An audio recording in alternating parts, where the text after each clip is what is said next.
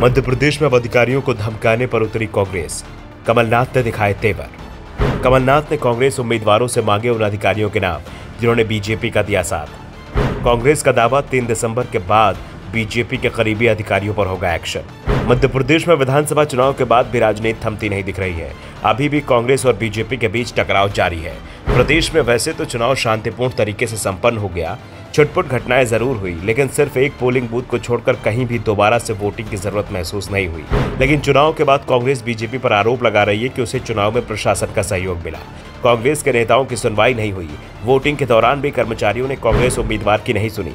कई कर्मचारियों ने तो बीजेपी का खुलकर समर्थन किया और अब कमलनाथ ने साफ कर दिया है कि ऐसे कर्मचारियों पर सख्त एक्शन लिया जाएगा।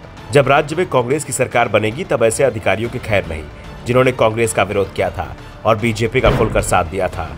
कमलनाथ के आदेश पर अब प्रदेश कांग्रेस के उपाध्यक्ष और संगठन प्रभारी राजीव सिंह ने प्रदेश के सभी कांग्रेस उम्मीदवारों को एक पत्र जारी किया है। इस पत्र में ड्यूटी तैनात ऐसे कर्मचारियों की जानकारी मांगी गई है जिनके खिलाफ कांग्रेस को गड़बड़ी करने की शिकायत मिली है।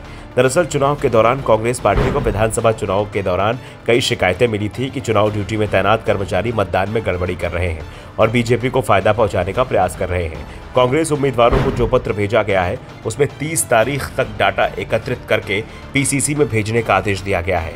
इसमें ऐसे अधिकारियों का डाटा मंगाया गया है जो चुनाव में ड्यूटी पर तैनात थे। दरअसल मध्य प्रदेश में विधानसभा चुनाव से पहले कांग्रेस बहुमत को लेकर निश्चिंत दिखाई दे रही थी।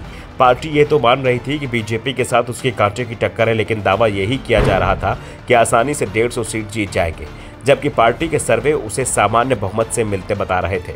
लेकिन वोटिंग के बाद जो रुझान सामने आए हैं उसने कांग्रेस की चिंता बढ़ा दी है। वोटिंग के बाद अब कांग्रेस पूरे विश्वास के साथ बहुमत का आंकड़ा पार करने का दावा नहीं कर पा रही है।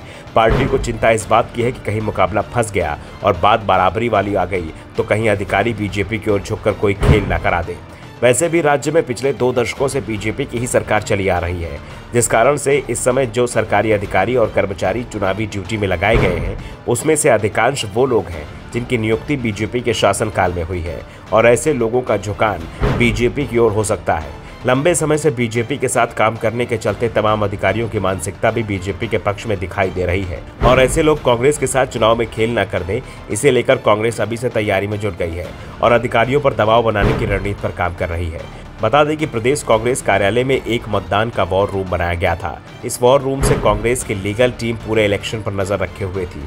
वहीं पीसीसी चीफ कमलनाथ और दिग्विजय सिंह ने भी वॉर रूम में घंटों बैठकर वोटिंग के बाद मंथन किया था। प्रदेश भर से कांग्रेस की लीगल टीम को कई शिकायतें मिली थी। अब इन शिकायतों का क्या होगा ये तो साफ नहीं हुआ है, लेकिन जिस तरह से कांग्रेस पार्टी की ओर से अधिकारियों को धमकी दी जा रही है उससे एक बात साफ है कि पार्टी मुश्किल मुकाबले के लिए खुद को तैयार कर रही है। अगर मुकाबला 2018 जैसा होता है तो फिर तैयारी भी इस बार पूरी रहेगी, क्योंकि कांग्रेस को इस बात का एहसास है कि अगर कांग्रेस बड़ी पार्टी होने के बावजूद बहुमत का आंकड़ा पार नहीं कर पाई तो बीजेपी उसे कोई मौका नहीं देगी और दूसरे छोटे दलों की मदद से प्रदेश में सरकार बनाने में जुट जाएगी।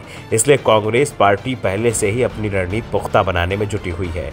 पार्टी अब अपने उन बागियों से भी संपर्क कर रही है जिनकी स्थिति वोटिंग के बाद अच्छी बताई जा रही है। ब्यूरो रिपोर्ट, द नव दर्पण न्यूज।